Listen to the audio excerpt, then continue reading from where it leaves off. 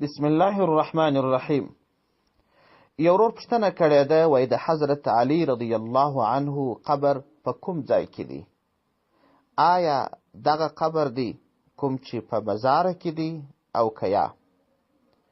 د دغه ورور د پوښتنې په جواب کې باید ووایم چې په مزاره کې کوم قبر دی دا نه دی، ځکه تاریخ الخلفاء په صفحه 204 کې لیکي، وای کله چې په 447 کې د اهل تشیع نوموتی متعصب باچا معز الدوله دیلمی واک ته ورسېدی، یو خو یې د حسن حسین د میاشتې لسمه یعنې د حسنینو د شهادت په ورځ د تورو کالو اغوستل، د بازار بندېدل او د مارش په ډول دغه ورځ په توره ورځ لمانځل دود کړل.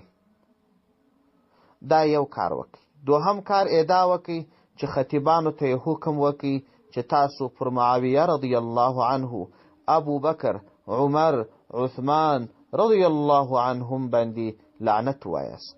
تاسو به په هره خطبه کې وایست. او همدا ډول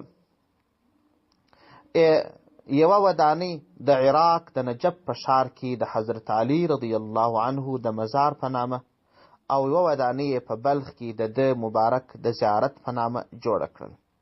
خو دا تشه موهومي ودانۍ ده، یعنې نه دلته د حضرت علی رضی الله عنه مزار سته او نه د بل چا مړی دلته دفن دی. دا یوازې قبر ته ورته یو خالی ودانۍ ده، نور هیڅ دلته نسته. نور کارونه هم دې باچا وکړل، لکه د نوروز دودول او داسې نور. خو په هر صورت علی رضی الله عنه چې کله شهید سو، نو هغه مهال دشمنان زیات وه، نو د دې دپاره چې د دشمنانو څخه تر مړینې وروسته وساتل سي، هغه مهال دته څو قبرونه وکیندل سوه او بیا وویل سوه چې ممکن په دې څو قبرو کې په یو قبر کې وي، ممکن په یوه کې لا نه وي، د دې دپاره چې د خلکو څخه ورک کړل سي.